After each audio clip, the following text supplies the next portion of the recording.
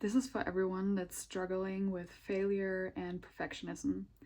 And it also includes me because I always catch myself trying, to improve and get better at something. But at the same time, I'm like too scared to try something new. Like, I feel like there's two people in my head fighting. And I feel like a lot of people can probably relate to this. And I've recently been on a trip to Mexico City, and I went to like an event with strangers, like getting to know each other and stuff. And there was a woman that was, and there was a woman that said she's studying writing. And other people were asking her if she has anything like published. And she said that she doesn't have anything published because she feels like as soon as she would publish something, and that being the first thing that's out, that after a year or half a year, she would not find it good anymore because at that point she improved her writing, whatever. My takeaway was because it just reminded me of myself. The same thing with like YouTube. In the beginning, it's so awkward. And every time I feel like I want to re upload because I've taken such a long break, I feel like it's not good enough. The longer the break is, the more I felt pressured that my video needed to be even better. And another video that I've seen recently on Instagram was someone talking about if you tend to overthink, that means you need to overcreate. So if you want to get into drawing, if you want to get into YouTube, there are so many things that you're probably thinking about and worried about. And the only way to actually overcome this overthinking is if you overcreate, if you draw something every day without even thinking about it being perfect or not. And I wanted to remind myself that I can make videos, especially because on my trip, I also met someone else that is kind of like an influencer. And I had so many ideas on this trip and moments that we shared that we could, create videos for. And I got back and I was like, I used to make YouTube videos, but at the same time, I couldn't think of any content. And I felt this pressure because of the camera and the setup and stuff. And it just reminded me that we need to overcreate. And sometimes that also means to kind of do the worst setup, right? Like the lighting is so terrible right now. It's 9:30 p.m. in Germany, and I'm recording this with the inside camera of my phone. But I thought, let's do this terrible setup. Let's maybe not even cut the video and just upload it. Just so I know I put something out there, even though I barely put any effort into it. Because I was thinking that life is so much easier once we understand that in order to be good at anything, we're always going to fail. And I know that because, like, everything that I think today I'm good at is because at some point I was terrible at it first. But I didn't give up because I was just so locked in that I was like, I cannot fail, right? I always started again and again because I didn't really care about the failing part. So yesterday in my journal, I wrote something down, like a sketch, of like what I usually do, right? I'm usually scared to start with something because I'm considering like, oh, what if I look dumb? What if I look like this and that? What are other people thinking? Or, just me looking stupid trying something that I'm terrible at, whatever, right? So in the beginning, you're probably scared of whatever you're trying to get into. Then eventually, because you maybe want it really bad, you're trying it.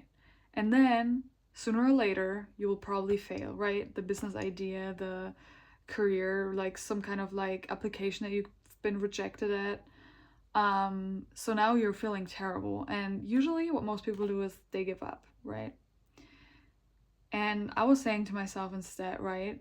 After we're trying, we are accepting and acknowledging the failing as part of, or as like a sign of trying. Like it's showing that you have tried, right? And I feel like we need to, how do you say it?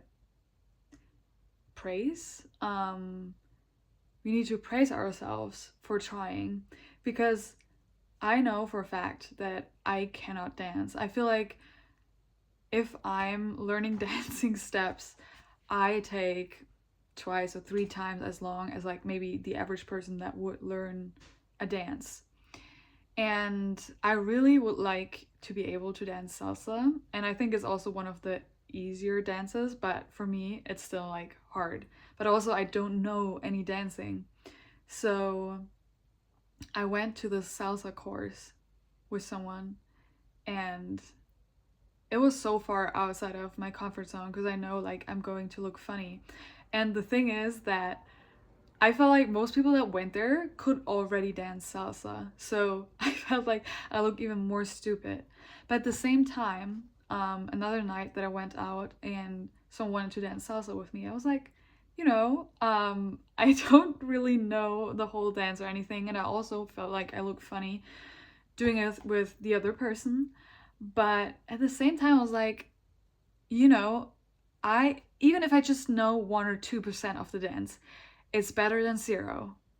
And we need to praise ourselves and learn to be proud of like the small steps, even if you can't see the process, even if I'm stuck in my head with the dancing steps or whatever it is, like we can only get better that way. And I also noticed that with practicing my Spanish, because there was like someone that I talked to that could barely speak English, and I can barely speak Spanish. So we were trying to communicate with these like 1 or 2% of the language. And it really helped me to, look stupid and not know the words or using the wrong grammar. But at least I was practicing and trying, and I could tell by the end of my stay that I felt more confident speaking in Spanish, even though I know I'm not good yet. And yeah, I just wanted to put that out there to whoever also feels stuck in life right now because they want to do so many things, but they don't even know where to start. And the beginning is like accepting and acknowledging failing as a part of the process. And that's why I'm saying to fall in love with it, because it's showing you like you're trying and you are going to get better. Don't feel so scared of looking stupid. And yeah, that's the video. And I'm trying to, yeah, get more to like posting and trying to like verbalize what I'm thinking, because I feel like the last weeks, months, whatever, I spent a lot of time in my head overthinking everything and not really like sharing my thoughts. And I think it's a great way, as any form of art, whether it's like singing, journaling, writing, recording videos and uploading them. I think it's a beautiful way to express what's going on inside of your mind. And a lot of times, many people share that. And that's what I realized on my trip with that woman sharing about her writing, that she has not published anything. And I was reminding her, but it was also a reminder to myself that, we need to be bold enough to publish and click the upload and not just save everything in our drafts and it's never seen by anyone because we're too scared of the feedback or looking stupid. Yeah. Hope you're having a wonderful night, and I'll see you in the next one. Bye bye.